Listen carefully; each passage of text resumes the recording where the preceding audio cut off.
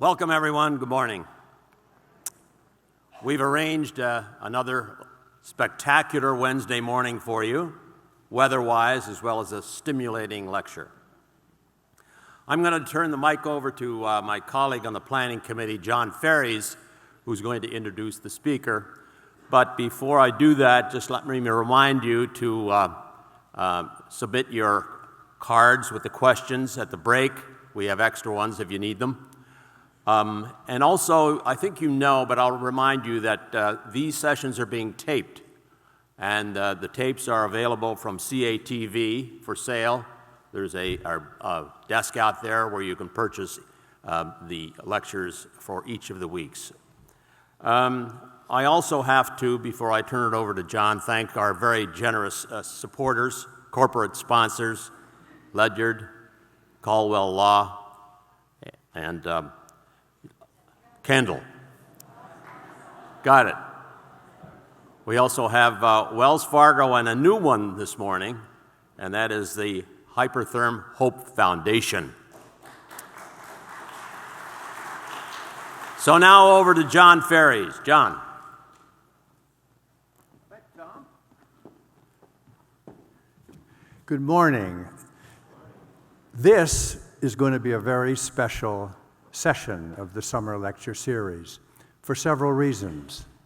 The first is that there are a number of people who have come here to share this moment with Scott, who I would like now to welcome, but it's very rare that we have this kind of group of people coming.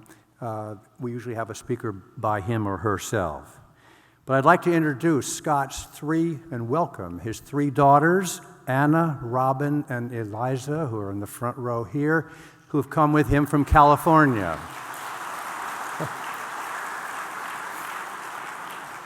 They've come from California to see their dad in action and also to take a peek at what might become a career college choice called Dartmouth.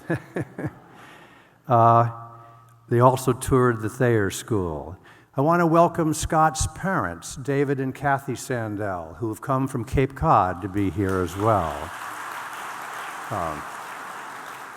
And Scott was on the crew at Dartmouth and a very important member of it. And therefore, I have the opportunity to welcome his crew coach at Dartmouth, Whit Mitchell, right down here. And I also have the opportunity to welcome a person who was Scott's roommate and fellow crew member at Dartmouth, Sam Kinney, and his wife, Winnie. Sam Kinney. There are other friends of, I said this is special. This is a love fest. There are other friends of Scott's who are here too. Bev Carter, Jamie Hardig, Elliot Thompson, and others. They've all come to share this moment. And I also want to welcome the Dean of the Thayer School of Engineering, Joe Helbley, who's sitting here in the front. And there are in our audience four professors from the Thayer School who are here, and each in their own way have courses that are connected to either entrepreneurship or innovation, and so we're really happy to have them be part of it. Now, I mentioned that this is special for another reason, and that is that Whit Mitchell, who is the crew coach, has written a book, and the book is entitled Working in Sync. Here's a copy of it. You see the cover there. And it's an amazing book about a bunch of young men at Dartmouth who were learning to row together in unison and compete at a high level, but who were asked to reflect on that experience and what kind of life lessons and leadership lessons they learned from it. And in this book, each has a chapter. Scott has a chapter. Sam Kinney has a chapter. And they relate how the experience of working on a team that is as close-knit as a crew needs to be, how that carried over into their career. The reason I bring this up is that Whit has brought with him 50 copies of this book. And these are free to those of you who would like a copy. So this is the generosity of Whit Mitchell. So what we're going to do is we're going to in order not to have a stampede at the break, we're going to have which will be Tom Blinkhorn, will stand up with some cards. They're colored cards. And all you have to do, if you would like a copy, it's signed by Scott as well. You can just put your name on it. And that's at the break. And then we'll have a little lottery in the back, and then we'll announce when we start the Q&A who the 50 people are who can pick up their books after the Q&A is over in the back of the room at one of those tables. Now, I'd like to introduce Scott. You've read about his many accomplishments in all the material that's been printed and online at Osher, and there are many. And he's been associated with a lot of interesting startup companies and with great success. He is managing general partner of New Enterprise Associates, a gigantic venture capital firm in the world, and he personally leads their investment practices in emerging companies and technologies in information technology and alternative energy. And he leads their investment practices in a big emerging country called China. Now, he's been recognized by his peers and by the media who cover business in many wonderful ways for his accomplishments. But what I would like to finish the introduction with is to quote Scott himself into what it's like operating in a venture capital business. And you'll see and hear, it's not easy, but this is what he does. Venture capital investing is a very risky business. Investment decisions are made with little information and tremendous uncertainty. They are commitments that last almost a decade on average and are usually made in a few weeks or months, sometimes in a single day. Analysis only gets you so far. At the end of the day, you have to trust your instincts, and the best investments are often the least obvious because they're brand new inventions that don't compare to anything. They have no market by definition. We like to say we invest in huge markets that don't exist yet, and they often involve unproven entrepreneurs who have not yet shown that their invention will even work. I'd like to bring forth now Scott Sandell.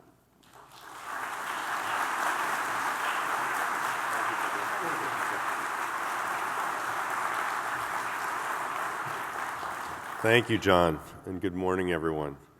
Thank you very much for being here, especially my family, wherever they are, and Whit and Sam. Where's Sam? And Sam Kinney, somewhere here? Anyway. We're here to have a little conversation about the state of America's innovative power in the world. I want to start with what I see every day as a venture capitalist in Silicon Valley and tell you a little bit about our investing practice. We invest much of our capital in the United States, but increasingly across the world in things like medical devices, biotechnology, semiconductors, software, and the internet, broadly defined. We also have operations in India and China. I'll discuss the state of innovation today and America's relative position. But then I want to take you back to America's innovative roots and share the often untold story of how Silicon Valley came to be what it is today. This is important to understand because most of what we have today is the result of policies, investments, and practices that took shape decades ago and which are rapidly being copied by other nations like China. We'll discuss China in particular and other global factors which are creating both challenge and opportunity for the competitiveness of our innovation ecosystem. And we'll look at the policies, investments, and practices that are vital to the future of our innovation ecosystem. Of course, I wouldn't be earning my keep without a few predictions of my own and Dartmouth's potential role in it. Where do we have the... Here we go. Excuse me. Few would challenge the notion that Silicon Valley is the epicenter of innovation in the world today. Not only is this view held here in the United States, but it's so widely held that governments and corporations come from around the world to Silicon Valley every day trying to learn its magic so that they can create their own goose that lays golden eggs. Many of these even have names that pay homage to Silicon Valley. Israel has Silicon Wadi, Cambridge, England, Silicon Fen. Closer to home, New York has Silicon Alley. Most of these places are so convinced that Silicon Valley is the almighty temple of innovation that they also establish offices there. It seems like every global corporation has one, from Siemens and BMW to IBM and General Motors, even to Alibaba and Baidu. Governments too. They all come to our offices thinking we're a gateway to the Valley. So this is very much firsthand what I see every day. Lest you think I take this for granted, I saw this very same pattern of behavior in the late 90s, and it all went up in smoke just about the time that Dartmouth's entering class were learning to crawl. Judging by the gray hair here in the audience, though, most of you will remember that the internet became a worldwide sensation almost 20 years ago today. It was August 9th, 1995, when stock in the 16-month-old unprofitable company Netscape went public and doubled in value in the first day, fetching a valuation of about $3 billion. Why? Well, Netscape had, of course, invented one of the earliest internet browsers, that piece of software that allows users to navigate the fledgling World Wide Web. Almost overnight, people proclaimed that the internet would change everything, and hordes of entrepreneurs flocked to Silicon Valley to start companies that would use the internet for everything from reading a newspaper to buying groceries or shoes online. Many of these companies in turn went public, even before they had significant revenues. The coin of the realm then was not revenue, but eyeballs. As one naysayer after another capitulated to the hysteria and bought in, the market skyrocketed until, of course, March 2000 when it crashed. This latest tulip mania crashed so hard that the NASDAQ plummeted 80% in 2 years. Silicon Valley was dead, or so it seemed.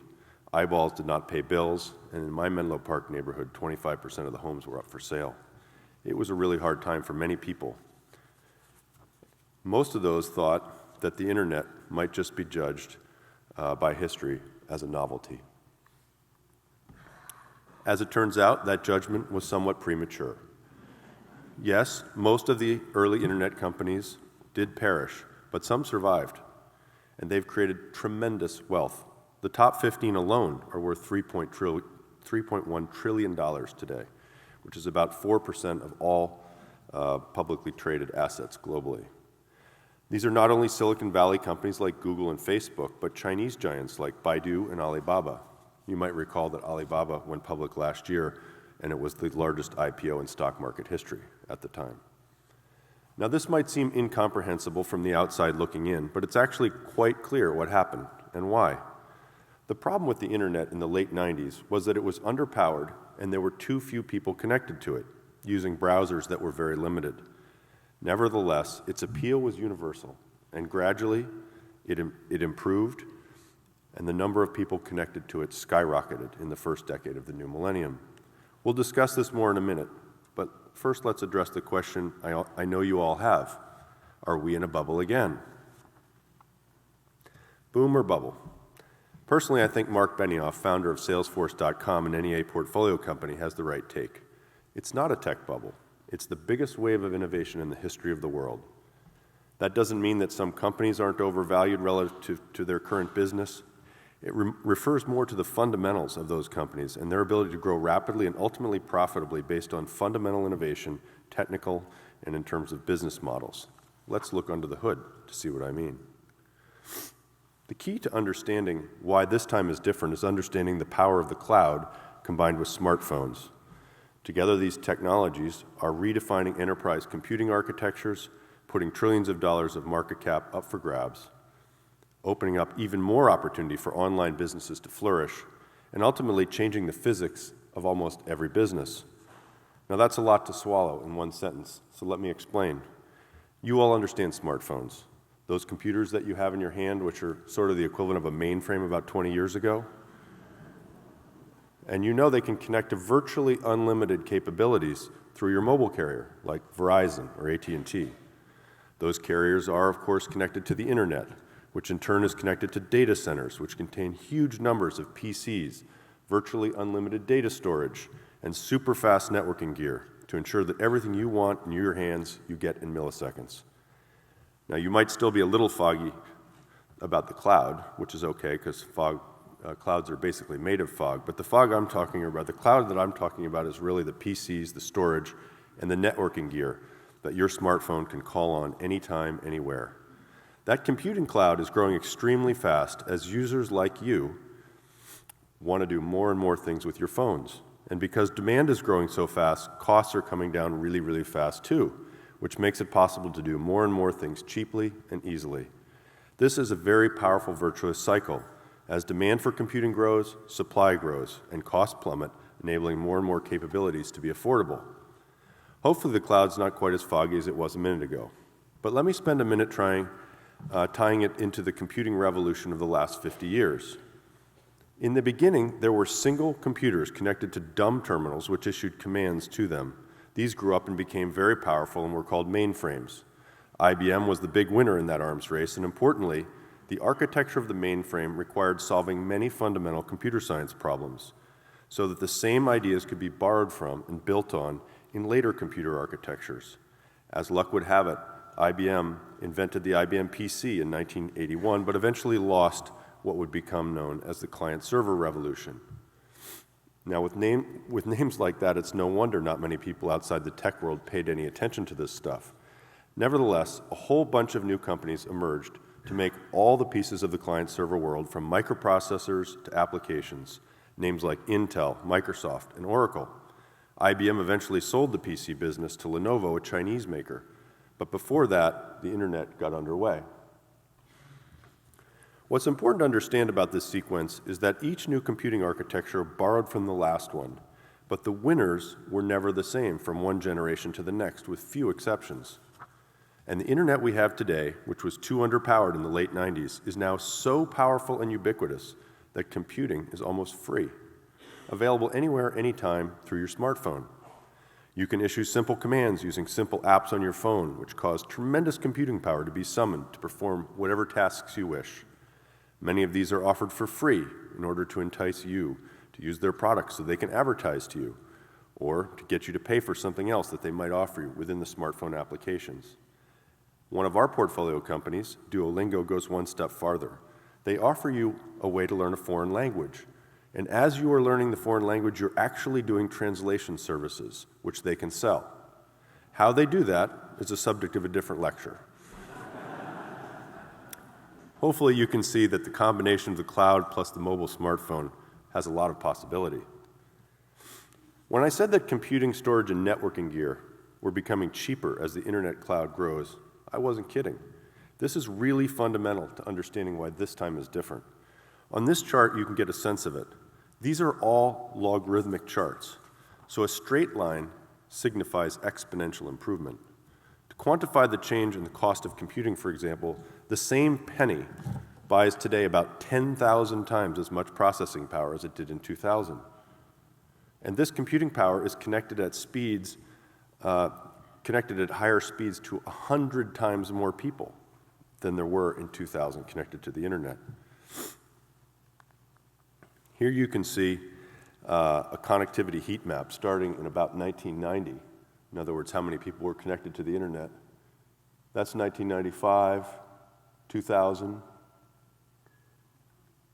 2010, 2014. That's 2020. Now, increasingly, traffic is mobile. And mobile traffic is skyrocketing. In just 5 years, from 2012 to 2017, it's expected to increase 13-fold. Part of the rapid rise in the consumption of computing is smart devices. In other words, it's not just people issuing commands through their smartphones to all these computers in the cloud, but computers acting on their behalf. These are so-called smart devices, and they're catching on quickly. Here you can see that 35% of Americans already own one. I'm talking about things like Apple's new iWatch, in-car navigation systems that check on traffic up ahead, smart TVs that notice what you like to watch and record it for you, and so forth. There are already more smartphones than people on the planet, but now people have smart devices summoning the computers in the internet cloud to help them. No wonder, then, that the internet cloud has gone from $5 billion in 2008 to almost $100 billion today. Corporations have adopted this architecture for their own data centers, too, because it's cheaper and more powerful than their client-server systems, and that's called the private cloud. That's estimated to be about $500 billion today. About now, you might be thinking that you're in the wrong lecture. You came here to hear about innovation, not computer architecture, but understanding the architecture of the modern internet and all the devices connected to it will help you understand how the internet is on the verge of changing everything, or changing every business that's not already been changed. The first phase of the internet, the one that created the 15 companies that are worth $3.1 trillion today, was primarily about what you do online. You search for information. That's Yahoo, Google, and Baidu in China. You buy things and have them sent to you. That's Amazon, eBay, and Alibaba in China. And you can communicate with your friends more easily. That's Facebook, Twitter, and Tencent in China. But the capabilities that those companies created to enable their businesses online are powerful for offline businesses too. The ability to target very specific users based on their interests online can help offline businesses find new customers more cheaply. Tools that keep customers in touch with companies for customer support or order tracking help offline businesses too. As more and more interactions with customers happen through mobile devices, companies have more information to analyze to understand the next things they should make for their customers. The fact that computing is nearly free helps all businesses get online more cheaply, and many existing internet businesses help other businesses grow. In short, the basic building blocks of almost every business are being enhanced by the technologies of the online world. I'm calling that the physics of business because it changes the laws that apply. It costs less to start a business than it used to. It costs less to acquire new customers, to service them, to ship to them, and to create technology for them. The result is that every week we meet an entrepreneur who started a business that could disrupt sectors that until today have seen little innovation in a long time. In case you're struggling to think of one, how about Uber or Airbnb? Had anything fundamentally changed in the taxi business in the last 100 years, or the hospitality industry? And in the case of Uber, it's not just the taxi industry that's in for change. Consider that in San Francisco, it costs less today to take an Uber X 3.5 times a day than it does to own a Toyota Camry. Some predict we might need 80% fewer cars in the future as more and more people skip car ownership altogether. That sounds great for Uber drivers, until you hear futurists talk about self-driving cars, eliminating 12 million jobs for drivers in America. I remember being really eager to learn to drive. It was freedom.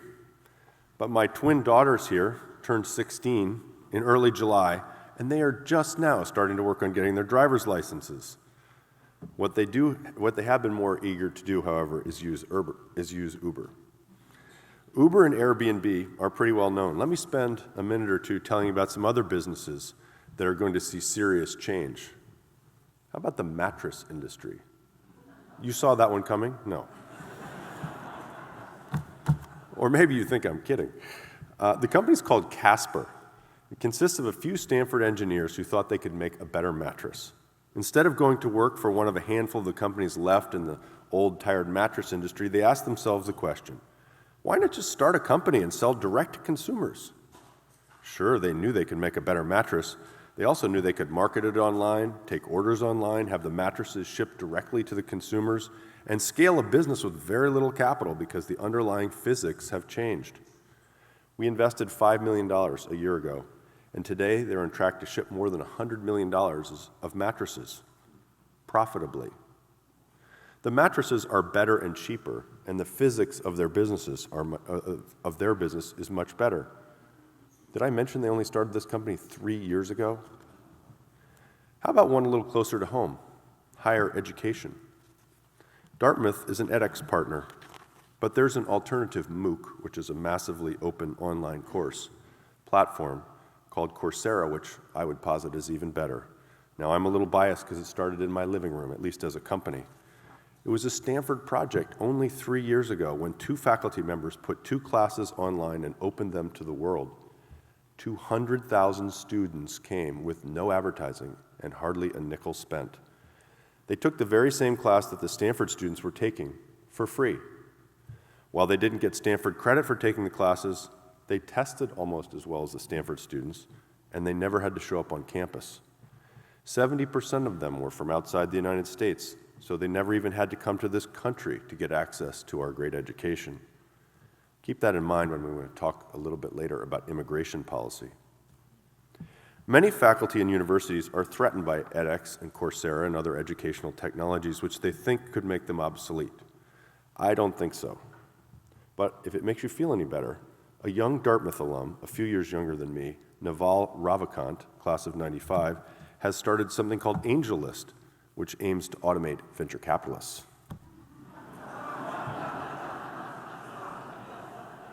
It's going pretty well. The point is that the technology you now understand, this internet cloud thing, and that device in your hands, the smartphone, are changing everything. And that is not going to stop because the cat is out of the bag. I don't know yet if all the mice know it. Now, I would be remiss, I've probably missed a few slides here. Let's make sure we catch up. Yes, here we go. I would be remiss, and my Dartmouth classmate Dave Mott would be upset if I didn't talk a little bit about what's happening in medicine. Dave runs our medical practice, which is one of the largest investing practices in medicine in venture capital. And that world is changing almost every bit as much as the technology business. It's partly driven by the application of computing to medicine, as evidenced by this headline here between announcing this collaboration between Google and Johnson & Johnson. But the bigger difference here has to do with science. We now know about disease at the molecular level, and the genetic propensities which create it are breathtaking. Cancer used to be diagnosed by where it occurred, lung cancer, prostate cancer, and so on. But now we identify genes that cause a given type of cancer, and we can personalize treatments based on a person's DNA and use much more targeted therapies, which makes it more likely that we find one that works. Not unlike the internet, study of the human genome has had its own phoenix rising experience. The human genome was first sequenced with great fanfare in 2000, but it cost $100 million a person to do back then. The project seemingly languished for a decade, and many wrote it off. But today it costs less than $1,000 to sequence your human genome, and we understand much more about genomics. But to learn more about that, you have to invite Dave Mott up here to give you a talk. I would highly encourage you to do that since he's at the forefront of it, and his daughter Molly is in the class of 2018, so he's here regularly anyway. In fact, I was here in the spring for a Thayer meeting, and as the practice is at the Hanover Inn, they put your name on the board when you're in residence, and I guess they had done that, and I got a call on my cell phone. It was from Dave Mott, and he said, "Hey, Scott, what are you doing in Hanover?" And I was trying for my life to figure out how he knew that I was in Hanover, but he was here for the freshman parents' weekend or something. Anyway, it was nice to see him. Before I leave medicine, I want to point out one more thing, which is that the physics of medicine is changing too. Of course, I don't mean that literally, for all you physics geeks who will proclaim that physics is foundational to all life science disciplines, and it is. But what I'm saying is that the laws which have governed drug discovery and development are changing so much that I like to say the physics have changed there too. I can see you cringing, but it makes an important point. It costs less money and takes less time today to make new drugs, and the drugs are more effective and safer. And it's an important part of the equation when we're talking about the future of American innovation. Not surprisingly, the success of American innovation has created a lot of envy around the world, and that's led to others trying to copy our success. I already mentioned the delegations from corporations and governments that come to Silicon Valley every day, but I didn't tell you that this has been happening for a really long time. Deng Xiaoping, the great leader of China after Mao Zedong, who declared that a black mouse and a white mouse were equally good if they could both get the cheese, thereby sanctioning free markets in the communist system, sent the 2,000 best students in the country to the United States in 1982. Each was given a different field to study so as to bring that knowledge back to China. I've been to China 40 times or so, and I learned about this on one of my first trips. I was an invited speaker to the annual Chinese Venture Capital Convention in 2003. I arrived expecting there to be a few venture capitalists sitting around the table, but instead I found there were already 800 attendees at China's big VC powwow. That was 2003. And today there are far more attendees, far more events, and a lot more capital. China invested $17 billion in the venture industry last year, up from $1 billion in 2003. Now, we still invested 3 times more than that, but a dollar there goes a lot farther than a dollar here. While China is very determined to become the leader in innovation and has made tremendous progress since 2003, other nations around the world are trying too. We may remain strong from an innovation standpoint here in America, but we will no longer be dominant, no matter what we do. The cat is out of the bag, and red and black mice are running everywhere. Like China has been doing for many years, these countries are studying the US, trying to figure out what makes our innovation engine roar. Which begs the question, can American-style innovation be replicated? What does that even mean? As this timeline, which is a little bit selective, of US history shows, the US has never suffered for a lack of ideas or ingenuity. And while Silicon Valley is the rage today, if you want to understand the history of American innovation, you of course have to come east. Our founding fathers were innovators themselves, and it doesn't take more than a kindergarten version of US history to remember Ben Franklin's bifocals, Thomas Edison's light bulb, or the Wright brothers' airplane. But it was Alexander Graham Bell's telephone and the Bell Telephone Company he founded that led to the creation of Bell Labs, a name practically synonymous with US innovation in the last century. Research conducted at Bell Labs led to 8 Nobel Prizes, including one for my partner Arno Penzias, which I'll elaborate on in a minute or two, 2 Turing Awards, and many, many significant inventions, including the transistor in 1947. The transistor is significant not only because it's a building block of almost everything electronic today, but because one of its inventors, William Shockley, left to start his own company, Shockley Semiconductor, in 1956. And he started the company in a California valley south of San Francisco, which up to that point was really famous just for peach orchards and nice summer weather for wealthy San Franciscans who wanted to get away from the foggy, cold weather in the city. William Shockley may have pioneered the semiconductor industry, the main component of which gave Silicon Valley its name, but it was Bill Hewlett and David Packard who got there first. They started HewlettPackard, or HP, in 1938 in this Palo Alto garage, pictured here on the left. Many people, in fact, think that that's all that's required to start a world-beating company in Silicon Valley, a garage. And if you're not convinced, the one on the right is Google, started 60 years later about 1 mile north in Menlo Park. But the reality is, it's actually a lot harder to start a company, and it takes quite a bit more than just a garage. We're going to look into what is required for innovation to thrive in a minute, but before we do, I want to fill in a little bit more of Silicon Valley history. Bill Hewlett and David Packard were encouraged to start HP by their former Stanford professor, Fred Terman. It's actually Fred who might rightfully be called the father of Silicon Valley. He played an enormous role in setting up the defense industry in Silicon Valley. He recommended the creation of the Stanford Industrial Park, where HP headquarters are today, and where Facebook was until recently. In the 1950s, he doubled Stanford's engineering school to support research funded by the military. NASA set up a research center in Sunnyvale, and the military became the biggest customers of the nascent semiconductor industry.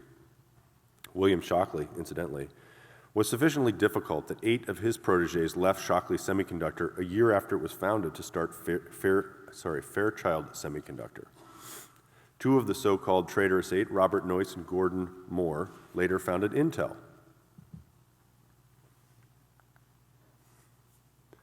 Here I've listed some other great companies, not all of which are based in Silicon Valley, but what they have in common is all of them have received government funding of some kind. And in case you can't see this clearly, I'm talking about Apple, Compaq, Intel, Amgen, Google, Qualcomm, many others.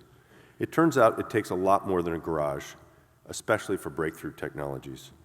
Venture capitalists, incidentally, are usually there only when there's a clear value proposition and market traction. While some of us do more pioneering work, most of the money flows in later.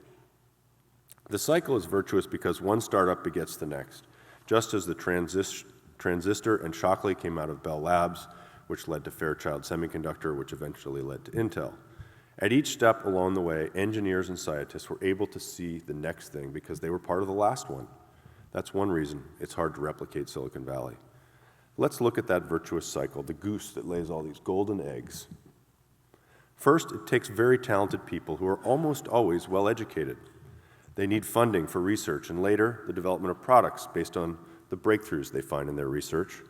Those products need to go to market.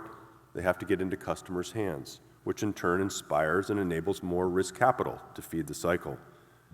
These four components are integral to fueling and fostering innovation, but there are many, many other forces and factors shaping our innovation ecosystem.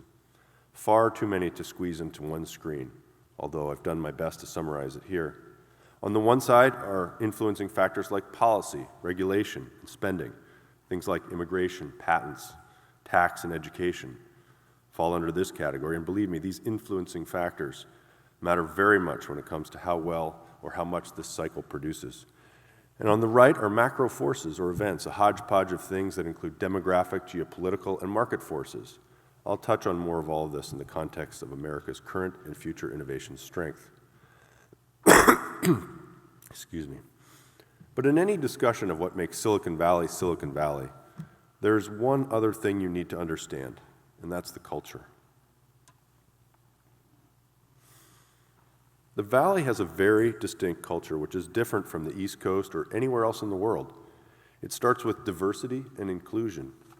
It is among the most diverse metropolitan areas in the world, with 183 languages spoken in the public schools. That is extremely appealing to people of all backgrounds, especially those who have faced discrimination in their homelands.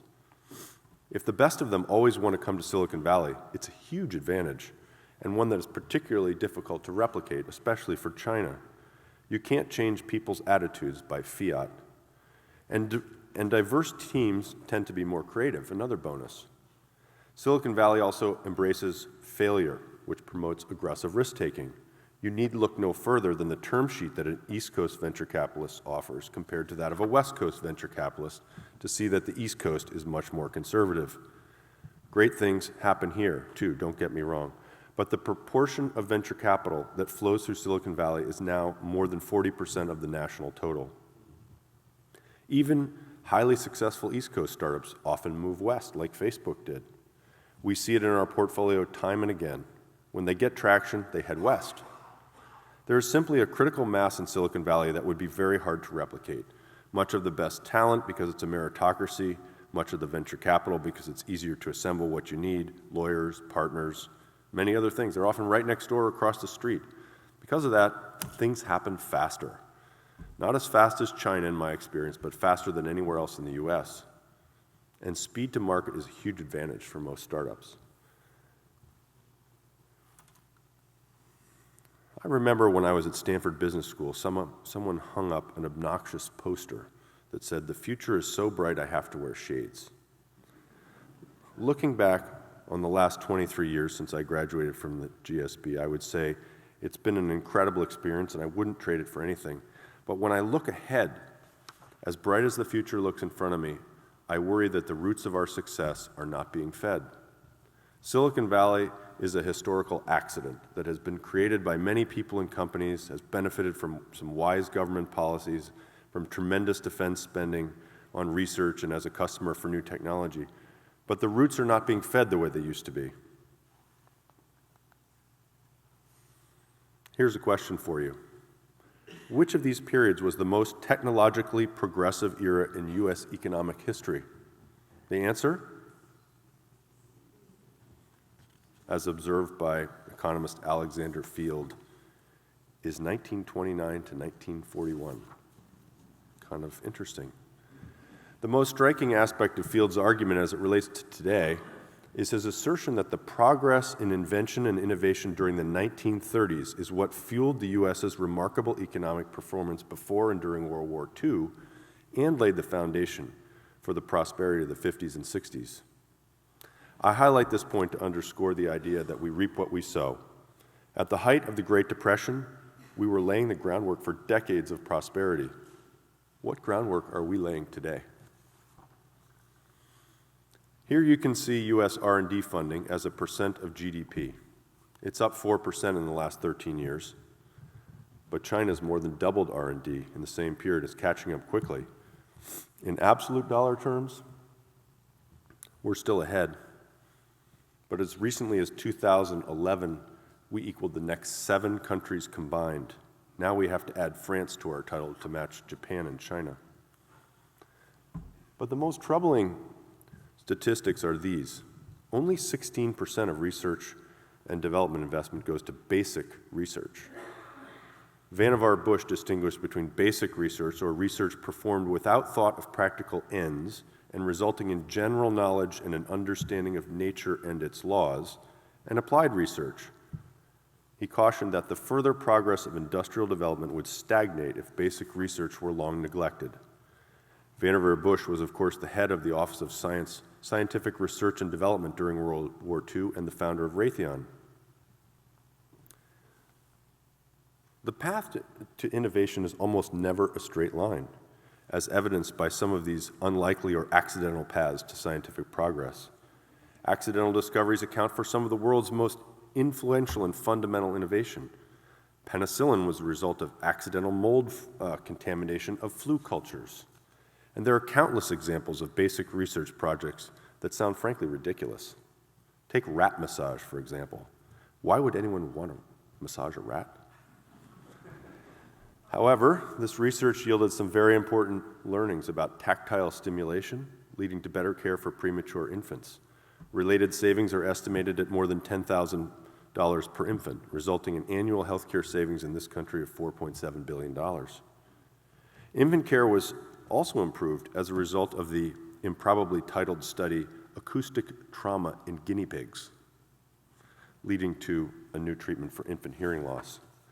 People were outraged that $250,000 in government funding were spent studying the sex life of screwworms. Yet this basic research ultimately saved the U.S. cattle industry over $20 billion. And research in the molecular structure of jellyfish led to a stunning breakthrough and a Nobel Prize in Chemistry in 2008. The gene that makes a jellyfish glow is having a revolutionary impact on medical and biological science, enabling researchers to track proteins inside living cells. Imagine how the ability to see cancer cells or viruses multiply and spread transforms our understanding of disease. So basic research is fundamental to innovation. In the tech world, Google is one of my favorite examples. Founders Sergey Brin and Larry Page were both fellows at the National Science Foundation when they invented the search algorithm that spawned Google. Essentially, today we have Google because two scientists were intrigued by a mathematical challenge. But it's a lot of expense and a lot of risk.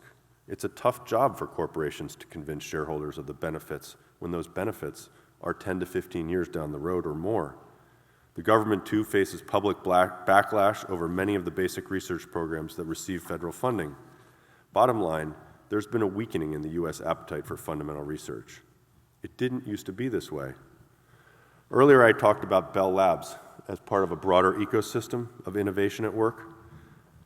Bell Labs wasn't the only corporate lab, but it was among the most prolific, and it's a great example of some of the important basic research done in the United States throughout much of the last century. The transistor example I gave earlier is one among many. The man shown in the foreground of this picture is Arno Penzias. Today, he's a partner at my firm, but in 1978, he was the recipient of the Nobel Prize in Physics for the discovery of cosmic microwave background radiation, that is, the oldest light in the universe, created by thermal radiation left over from the Big Bang. Arno's a brilliant physicist, but when he and another scientist made their discovery in 1964, they weren't looking to prove the Big Bang theory. They were working on antenna receiver systems for radio astronomy observations and encountered radio noise they couldn't explain. They ruled out a variety of possibilities, including radiation from the Milky Way, noise from the nearby New York City, or even vibrations caused by pigeon droppings, before arriving at the theory that the noise was the background radiation predicted by some cosmological theories. And they wound up collaborating with a third physicist at Princeton before they got there. So this work that allowed astronomers to confirm the Big Bang theory was a happy accident, enabled by the capacity for basic research, the value placed on experimentation, and the ability to collaborate across the ecosystem. Another corporate R&D hub, Xerox PARC, made extraordinary advances in computer science and information technology hardware. Its contributions include the modern personal computer, the graphical user interface, and laser printing, among many others. In the days when the U.S. accounted for more than half of global research, much of it was fueled by these R&D hubs like Bell Labs and Xerox PARC, and research conducted at academic facilities around the country. Yet, those labs are largely disappearing, or have disappeared. Bell Labs wound up a division of Alcatel-Lucent, which announced in 2008 that it was pulling out of basic science altogether and would focus on more immediately marketable areas. PARC still exists as an independent company after being spun out of Xerox, but it's safe to say its best days are behind it. We actually looked at it as an investment when they spun out and concluded we couldn't make an attractive return, at least not in a reasonable time frame. And the basic research conducted within U.S. universities and colleges is very much under threat. The steady erosion of R&D hubs is not the only gap in this ecosystem. We're also facing a growing shortage of scientists to do the research. In 1980, 23% of NIH grants were awarded to scientists under the age of 35. By 2002, that number was just 4%, and in 2006, there were more grant recipients over the age of 70 than there were under the age of 30. A look at higher education and secondary education suggests that's just the tip of the iceberg. For many decades, the U.S. had the lion's share of global PhDs, but today we award fewer than 15%, trailing Asia. Similar to the R&D expenditures discussed earlier, it's not that the U.S. is awarding fewer doctorates, but growth is slower, just as other nations are accelerating. Speaking of other nations, our secondary education system is the pipeline for tomorrow's generation of researchers and scientists, entrepreneurs, and executives. And that is something we should all be worried about. We hear plenty about the U.S.'s lackluster performance versus international peers, particularly in science and math. The most recent assessment ranks the U.S. 36th, far behind many nations, most notably China's first place. Education is something I spend a lot of time thinking about. My father and mother were educators. My wife is an educator. I have school-aged children, and I'm an investor in several education technology companies. When it comes to our secondary education system, there are things that I find even more concerning than our ranking versus global peers. The U.S. has never been at the top of the global heap when it came to science and math testing. Rote learning has never been our way, and I don't think it's our key to future innovation. STEM is important, but not so we can demonstrate that we know as much as other people. It's important as part of a curriculum that encourages creativity, curiosity, problem solving, and critical thinking. A curriculum that leaves room for experimentation, for exploration, and for failure. These are the qualities that truly differentiate us in our drive and our ability to innovate, and they're far more important than our pecking order on a standardized test. And if you don't believe me, just ask the Chinese. As this chart shows, Chinese and American parents have drastically different perspectives of what skills their children will need to thrive and drive innovation. 52% of American parents believe that math and computer science are the most critical, but only 9% of Chinese parents agree.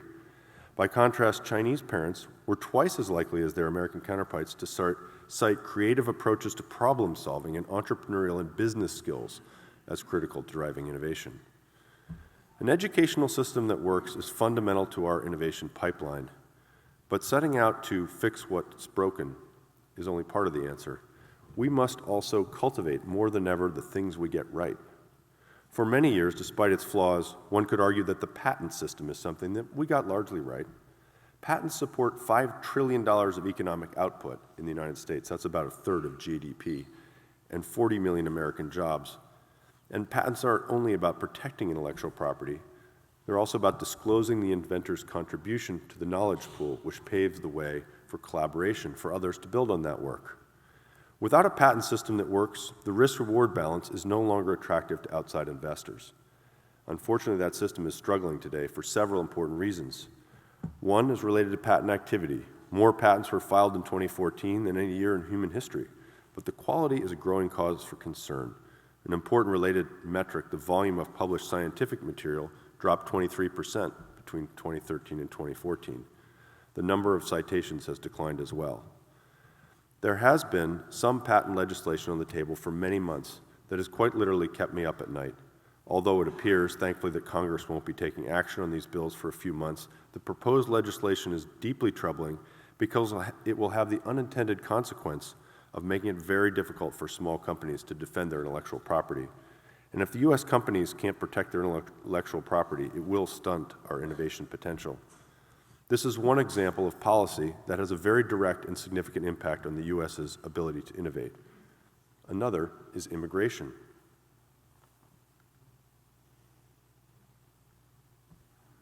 Without immigrants, there would be no Silicon Valley as we know it. This is true in the most literal sense. 3 of the traitorous 8 were foreign-born, but the reality is much more extensive. By 2000, 53% of the Valley's science and engineering workforce was foreign-born.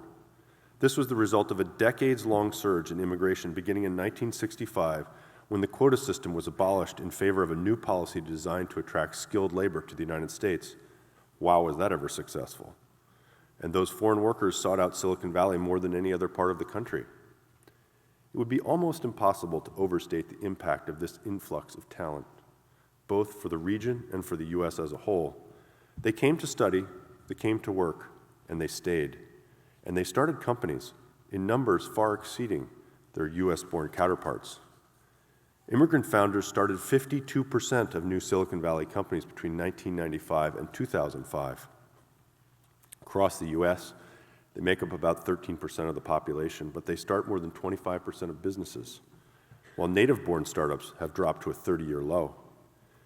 Yet, in a dangerous about-face, today we are more likely to educate them and send them back to their country. Security concerns related to 9/11 and the rise of China have led the U.S. to increasingly tighter regulations on foreign students and scientists wishing to work in the U.S. This means that rather than starting companies here, they're going back to their own countries and starting businesses there. And while American universities have long been a key attractor of foreign talent, that too could wane with the rapid rise of online learning. I mentioned Coursera and edX earlier. Companies like these are making it possible for anyone anywhere in the world to get a world-class education. If we make it hard to get in, we run the risk they'll simply stay home.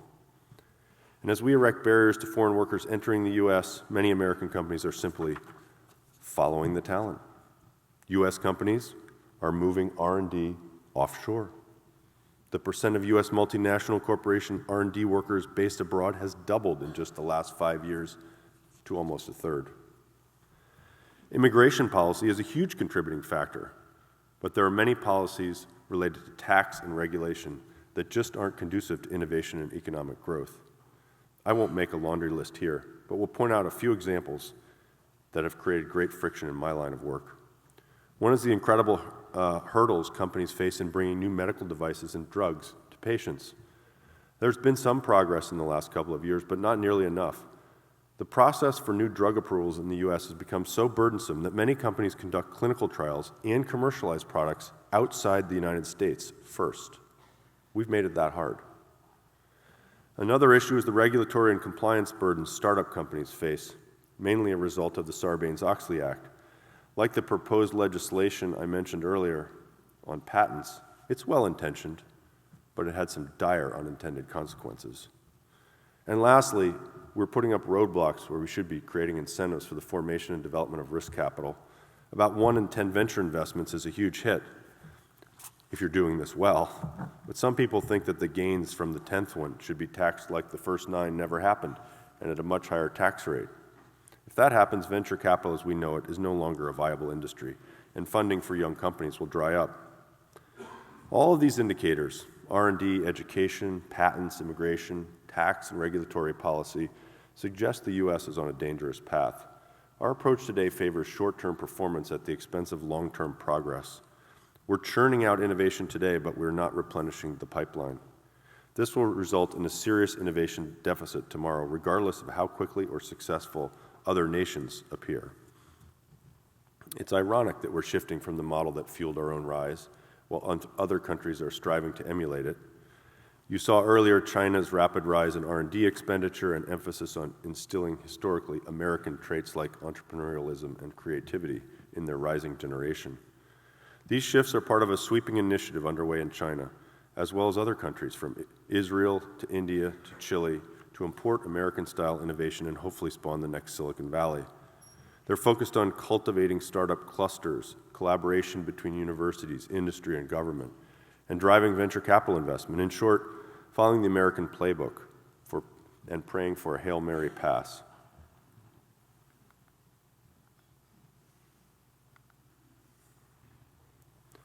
So is this new global economy and the rise of the rest a threat to the U.S., or is it an opportunity? It's both. Emerging economies are some of the largest and fastest growing markets in the world.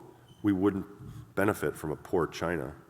U.S. enterprises need access to a thriving China's market to fuel our own growth. When it comes to the threat, we need to remember that one of our greatest strengths has always been openness, open to people, to ideas, and to collaboration.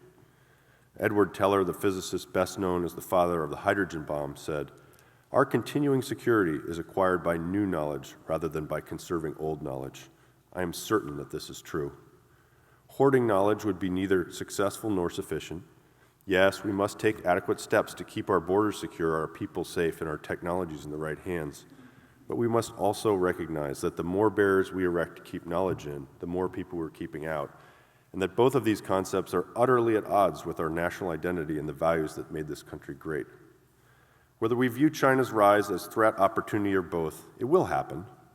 China is an ascending global power by any measure. But here are a few of the more interesting ones.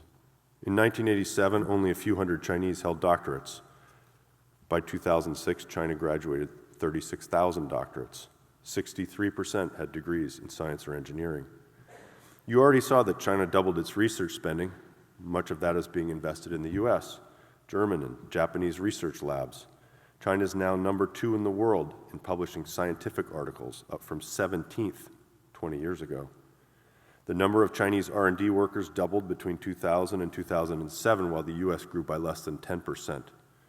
Annual Chinese foreign direct investment flows into the US are rising fast, from less than $1 billion in 2009 to more than $11 billion today. 2 centuries ago, China and India accounted for more than 40% of the world's wealth. It's not a stretch to think they could regain that status. All that said, no ascent was ever smooth. There are fundamental obstacles in its rapid growth. From the vast population and the emerging middle class to critical challenges with its infrastructure, government, and natural resources.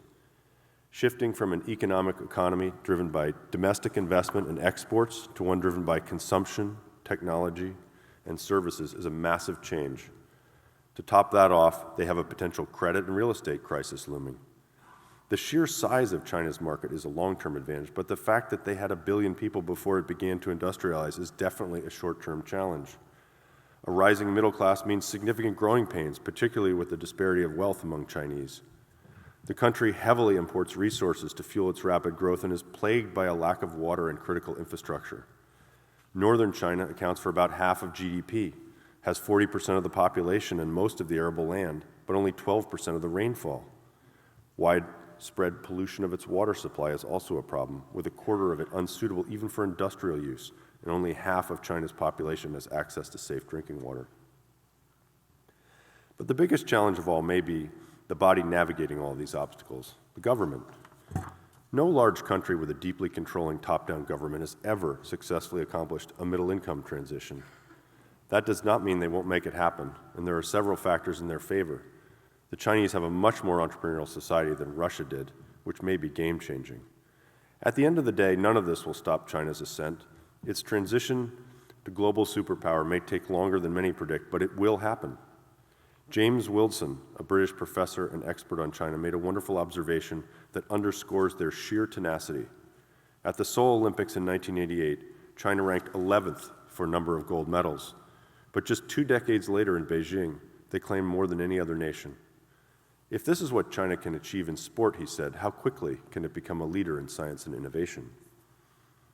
With China, the question is not if, but when.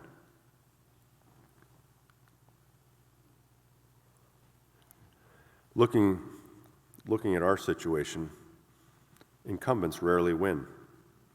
What goes up comes down. This applies to capital markets, tech companies, and global superpowers, just as the Dutch or the British were once at the top. Ask them. But on those occasions when incumbents do thrive or even win, it's because they had the resolve to harness their strengths and the courage to make tough decisions. China's rise does not signal our demise. It's the challenge, the opportunity, and at the end of the day, it's the reality. We may have some chinks in our armor, many of which I've chronicled here in gory detail, but I'm as confident in American ingenuity as I am certain of Chinese tenacity, and the U.S. still has some important advantages when it comes to innovation. Our innovation ecosystem is the most mature and deeply entrenched of any in the world. The U.S. is home to 150 of the world's top 500 universities and 75% of the top 20. Half of the world's top innovation hubs are U.S. cities. We're agile. We can think on our feet. We know how and when to pick up the slack. For example, as the government and large corporations funnel less into basic R&D, venture capital and smaller private enterprises are putting more energy and investment into early-stage innovation than ever before. And there's a wealth of opportunity on the horizon. Across fields like nanotechnology, artificial intelligence, and space, the next waves of innovation are gathering steam and commanding a growing focus both here and abroad. Nanotechnology is already transforming fields like medicine and construction. Like cloud computing, it has the potential to disrupt a broad range of sectors. It's a highly collaborative field, drawing on many disciplines, and this plays to our strength. And the U.S. is already putting $2 billion a year into nanotechnology research. The big leap will be commercializing these new technologies in coming years. Despite the nascence of private enterprises independently focused on space exploration, it's clearly an area of growing interest and investment. Silicon Valley venture capitalists have already put $1.7 billion into space-related companies this year alone. The field of artificial intelligence was actually launched at a conference here at Dartmouth in 1956. At the time, it was believed that a breakthrough was about 20 years away, and then about every 20 years, the time frame shifted a few decades. Yet there have been groundbreaking recent advances rooted in some early research done in the 1950s. The advances in computing power that I talked about earlier have also played a great role in that progress. The vast computational resources required to recognize a visual or verbal pattern are no longer a barrier. We also understand more about neurology and the combination of analog and digital processes associated with human intelligence. AI will usher in the era of cognitive systems. The future of technology will be about collaboration between humans and machines for better outcomes. And no one is better positioned in this field than we are. So where does that leave us? As I said earlier, America is enjoying the benefits of unprecedented innovation today, and these benefits are likely to produce new jobs, new wealth, and economic growth for years to come, maybe a decade or more. But that advantage is the result of decades of good policy, an unmatched system of primary, secondary, and higher education, and a system of law that protects and defends innovation. No matter what we do, our relative advantage is likely to decrease as other nations rise. But if we take the right steps now, we can continue to be competitive globally and flourish as a nation in the future. The steps we take now are critical. We need policy and priorities at a national level that empower innovation and entrepreneurship. We must reform immigration so that the best talent can and will choose to come to the U.S. For over 50 years, our policies have enabled this and led to exceptional value creation and innovation. We must fix what's broken in our secondary education system, but it's equally important to cultivate the things that are working in the U.S. Innovation has never been about beating the average. It's about being the exception. We must continue to nurture a new generation of creative, collaborative, and curious thinkers. We must implement the right policies to fuel risk capital formation, provide more incentives for R&D with an emphasis on the word R, make our patent system work, and create jobs. We must protect and cultivate the less tangible drivers of U.S. innovation, the cultural systems and the values that are uniquely American and very important to our success in the new global economy. Our spirit of equality, our commitment to empowering and defending individual rights, and our laws designed to enable disruption and prohibit corruption. There are forces at work that will challenge our ability to maintain these pillars, but in the face of these threats, we must choose to be open, not turn inward. Only then can the U.S. play a vital role in shaping, capitalizing on innovation in emerging markets.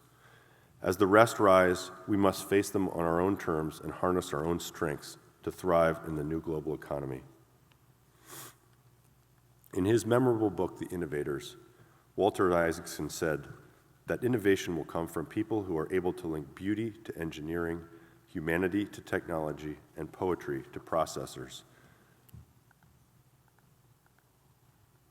I believe he's absolutely right.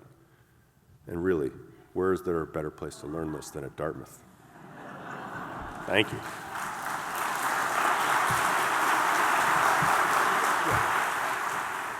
There's a ton of questions, and it was hard grouping them, and about